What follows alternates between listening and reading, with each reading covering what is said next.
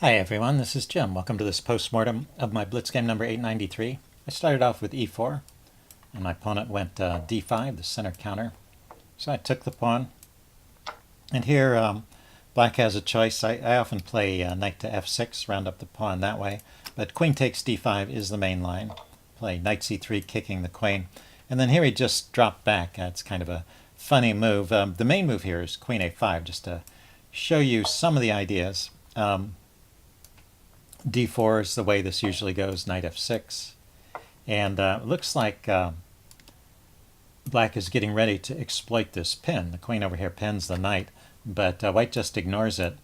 And actually, knight e4 here, you see, is a mistake, although maybe not so obvious at this point. But if you play it out, say knight e4, you go ahead and let black win a pawn here. Knight takes, pawn takes, queen takes, and then you can play bishop to d2.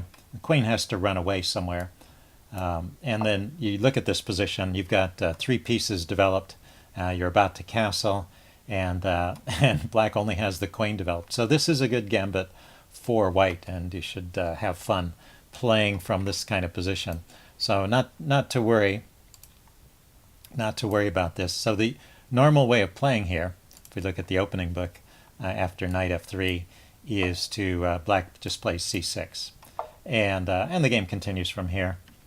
The point of c6 is to do two things: to stop this pawn from advancing, and also to provide the queen an escape route back here. Sometimes bishop d2 will come, and the knight will have, or the queen will have to run away. So that's a reasonable way to play. He went with queen d8 in this game. And that's a very, it's the third choice, so it's been played a few times. But to me, it feels like an admission that black is just down a tempo. He's just played the queen out and back. I've got a pawn in the center. I've got a piece developed, and he should probably continue by developing a piece himself. But it seems like he's put himself in a bit of a hole here, and this move e6 makes it worse because it's just blocking in the bishop. So I have a big kind of theoretical advantage at this point and we're just out of the opening book. But I have to say that this is a very solid setup for black. So black is kind of challenging white to prove that white can take advantage of the extra space that he's been given and do something with it. Anyway, for now I just develop. He goes knight f6, finally getting a piece out. I castle. He goes g6, continuing with, again, very slow development.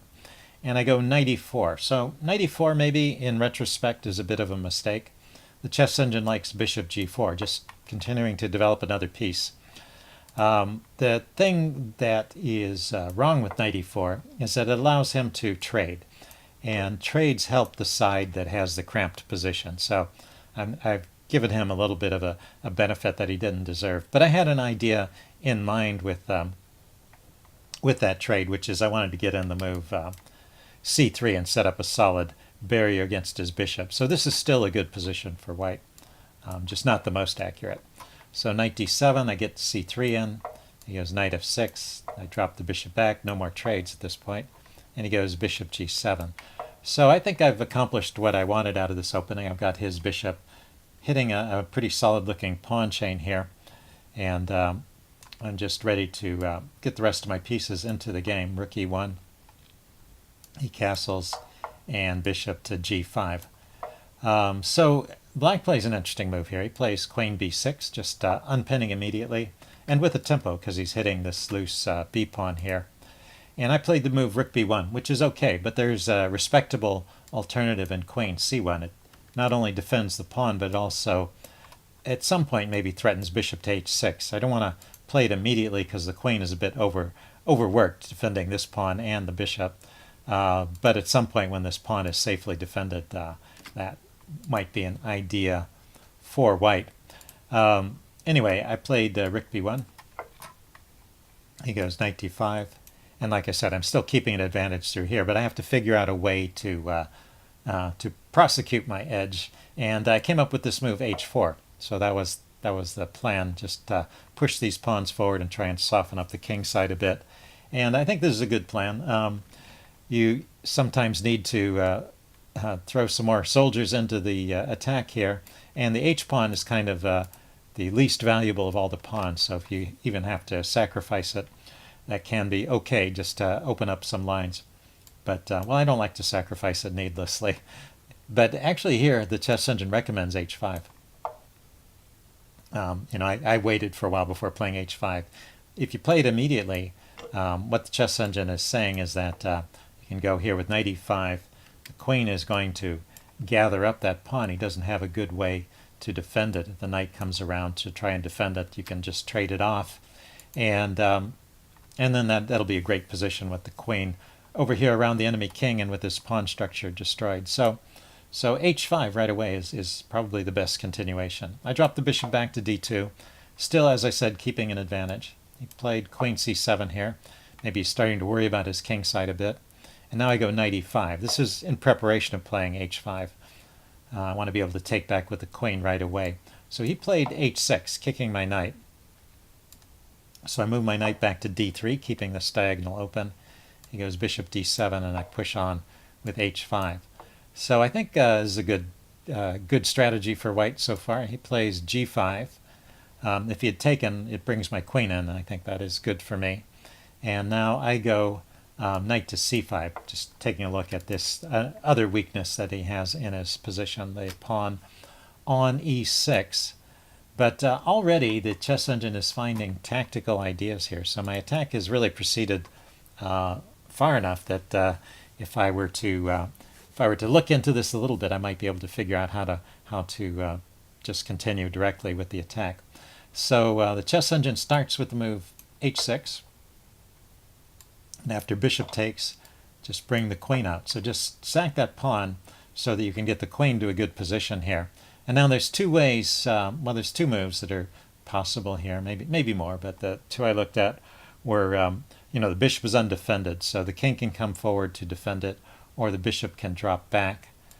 So I looked at this one first, bishop to g7, and the chess engine recommended knight e5 here. So just sacrificing the knight, because it opens up this diagonal after pawn takes knight, queen takes h7 check, and the attack crashes through. Notice that the rooks can easily get into the game, and the bishops are already pointing here at the weaknesses on the king side. So that's just a winning attack. And then if king g7, also knight e5, still a good move. And after pawn takes, take here with the bishop. And once this bishop is cleared out of the way, the queen is looking at this pawn, and the rook can also come into the game. Actually, the knight here controls the e3 square. So yeah, I can't use the e3 square as a router for the rook, but it could come up to e4, I guess, and come across. Anyway, it looks like a great attack for white, and winning according to the chess engine. Anyway, I went knight c5. Shifting my attention to another weakness. He goes rook a to d8. This still keeps a winning advantage. Then queen g4. So I get my queen into the game this way. He goes bishop to c8. It's clearing off the second line for defense here, and also maybe threatening to push this pawn forward. So I have to strike immediately. I take. I was a little bit worried about the pin, but then I realized I had bishop to f5 to unpin. Let's see, he played queen to f7. Attacking my knight, and I defend it with the bishop and also unpin at the same time. And now he plays rook d6. And after rook d6, he's actually losing material, and I found the right continuation in the game. He could try this, but this also loses material. Bishop takes e6. This was actually the chess engine suggested as the best that black has. Now I'm just taking back here, and I'm skewering his queen and his king, so he has to take this. And I take back, and I've got two rooks and a bishop versus rook, bishop, and knight. So I'm up the exchange, and I'm attacking. So this is just good for white. But after rook d6, I have something even better, which is I can take this bishop with an attack on his bishop on c8. So I'm just winning a whole piece here. Let's see. He traded rooks first, and then took back the knight, and then I grabbed the bishop. If he had taken the bishop, which is sometimes a way out, the knight is very conveniently poised to take back, so that saves the knight, and I remain a piece up. So that's why I'm winning a piece in all these variations. So king takes, bishop takes is how the game went. And then he played knight e7. And after this, it's just all over. He kept playing, hoping I would make a mistake, I guess. But I managed to get through the rest of this without messing up too much. I kind of pulled my pieces back to safety. The bishops are good long-range pieces, so they can kind of snipe at the side on these diagonals. He tried to block things up with his pawns. And